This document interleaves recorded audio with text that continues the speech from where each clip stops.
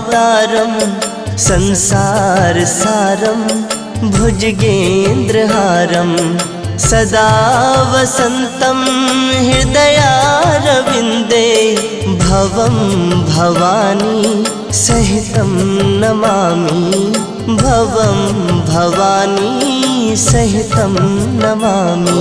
ॐ कर्पूरगारं करुणावतारं संसार